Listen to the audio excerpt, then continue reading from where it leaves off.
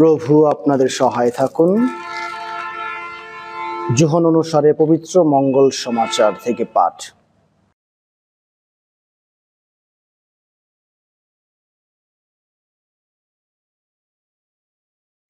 যিশুর পুনরুত্থানের দিন সেই রবিবারে সন্ধ্যাবেলায় শিষ্যেরা যেখানে ছিলেন, ইহুদি ধর্মনেতাদের ভয়ে সেই ঘরের দরজাগুলো যদিও খিল দিয়ে বন্ধ করা ছিল, তবুও যিশু ভেতরে এলেন এবং তাদের মাঝখানে গিয়ে দাঁড়ালেন। তিনি তাদের বললেন, তোমাদের শান্তি হোক। এবং এই কথা বলে তিনি তার দুটি হাত আর বুকের পাশটি তাদের দেখালেন। প্রভুকে সামনে দেখে শিষ্যেরা তো মহা আনন্দিত। তখন যিশু তাদের আবার বললেন, তোমাদের শান্তি হোক। পিতা যেমন আমাকে পাঠিয়েছেন, আমিও তেমনি আমার দূত করে তোমাদের পাঠাচ্ছি। এই কথা বলার পর তিনি তাদের লক্ষ্য করে একবার ফু দিলেন। তারপর বললেন, এবার তোমরা পবিত্র আত্মাকে গ্রহণ করো। তোমরা যদি কারো পাপ ক্ষমা করো, তবে তা ক্ষমা করাই হবে। যদি কারো পাপ ক্ষমা না করো, তবে তা ক্ষমা না করাই থাকবে। সেদিন যিশু যখন এসেছিলেন, সেই 12 জনের অন্যতম টমাস, অর্থাৎ যমস নামে পরিচিত টমাস, তখন তাদের সঙ্গে ছিলেন না। তাই অন্য শিষ্যরা তাকে বললেন, আমরা প্রভুকে দেখেছি। কিন্তু তিনি উত্তর দিলেন, তার দুটি হাতে যদি পেরেকের দাগ না দেখি, আর পেরেকের জায়গায় যদি আমার আঙ্গুল না ছোঁয়াই, এবং তার বুকের পাশটিতে যদি হাত দিতে না পারি, তবে আমি কিছুতেই বিশ্বাস করব না। এর 8 দিন পরে শিষ্যেরা আবার সেই একই ঘরে রয়েছেন, আর তাদের সঙ্গে এবার টমাসও আছেন। ঘরের দরজাগুলো খিল দিয়ে বন্ধই রয়েছে, তবুও যিশু ভেতরে এলেন এবং তাদের মাঝখানে গিয়ে দাঁড়ালেন। তিনি বললেন, তোমাদের শান্তি হোক। তারপর তিনি টমাসকে বললেন, তোমার আঙ্গুলটা এখানে বাড়িয়ে দাও, আমার হাত দুটো ছুঁয়ে দেখো। এবার হাত বাড়াও, আমার বুকের পাশটিতে হাত দাও।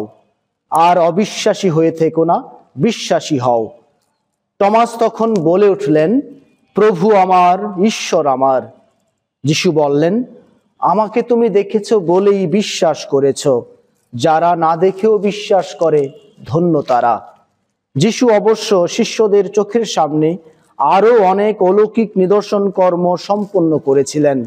এই বইয়ে যা উল্লেখ করা হলো না, তবে যা লিখে রাখা হলো তা এজন্যই লিখে রাখা হলো, যাতে তোমরা বিশ্বাস করতে পারো যে যিশু হলেন স্বয়ং খ্রিস্ট, স্বয়ং ঈশ্বর পুত্র, এবং তা বিশ্বাস করেই তোমরা যেন তারই নামের শক্তিতে জীবনও লাভ করতে পারো। প্রভুর মঙ্গল সমাচার। খ্রিস্টেতে শ্রদ্ধাভাজন এবং ঐশ্বপ্রিয়জনেরা, আজকে আমরা মণ্ডলীতে পুনরুত্থানকালের দ্বিতীয় রবিবারে এসে উপনীত হয়েছি। আর এই রবিবারকে ঐশ্বকরণার রবিবারও বলা হয়ে থাকে। আজকের মঙ্গল সমাচারের দিকে যদি আমরা তাকাই, তাহলে সাধু যোহন আমাদের সামনে 3টি বিষয় তুলে ধরেন। প্রথমত, প্রেরিত দূতদের কাছে পুনরুত্থিত খ্রিস্টের দর্শন দান, এবং দ্বিতীয় যে বিষয়টি সেটা হচ্ছে সাধু টমাসের অবিশ্বাস, এবং তৃতীয়ত সাধু টমাসের নিকট প্রভু যিশুর আবির্ভাব। যিশু পুনরুত্থান করেছেন বেশি দিন হয়নি। আমরা মাত্র গত রবিবারে প্রভু যিশুর পুনরুত্থান উৎসব উদযাপন করেছি। আর এরই মধ্যে আমরা দেখি, আজকের এই পাঠের মধ্য দিয়ে আমরা বুঝতে পারি যে প্রেরিত শিষ্যদের মধ্যে, বিশেষ করে সাধু টমাসের মধ্যে দেখা দিল সন্দেহ এবং অবিশ্বাস। যিশু যে পুনরুত্থান করেছেন তা না দেখে, যিশুকে স্পর্শ না করে সাধু টমাস বিশ্বাস করতে চাননি। সাধু টমাসের মতো ব্যক্তিত্ব, তার মতো অবিশ্বাস আমাদের প্রত্যেকের মধ্যে রয়েছে। আমরা অনেকে মনে করতে পারি বিশ্বাস করাটা প্রেরিত শিষ্যদের জন্য একটা সহজ ব্যাপার ছিল, কিন্তু প্রিয়জনেরা, বিশ্বাস করাটা সহজ ব্যাপার ছিল না। বিশেষ করে আমরা দেখি যে তার একটা বড় কারণ হচ্ছে যে যিশু যখন প্রার্থনা করতেন, অসুস্থদের সুস্থ করে তুলতেন এবং আরও নানা আশ্চর্য কাজ করতেন, বা সেই সময় সাধু টমাস সেখানে বেশিরভাগ সময় অনুপস্থিত ছিলেন।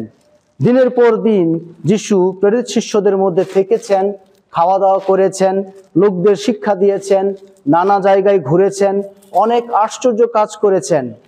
তাহলে প্রশ্ন হতে পারে যে এগুলো স্বচক্ষে দেখার পরেও সাধু টমাস কেন যিশুকে অবিশ্বাস করেছেন, কিংবা তার মধ্যে কেন সন্দেহ দেখা দিয়েছে? আর তার একটা বড় কারণ আমরা বলতে পারি যে সাধু টমাসের অনুপস্থিতি। যিশু যখন এই কাজগুলো করেছেন, যিশুর সঙ্গে তিনি তখন বেশিরভাগ সময় অনুপস্থিত ছিলেন, আর সেই অনুপস্থিতি থেকেই তার মধ্যে অবিশ্বাস এবং সন্দেহের সূত্রপাত ঘটেছে।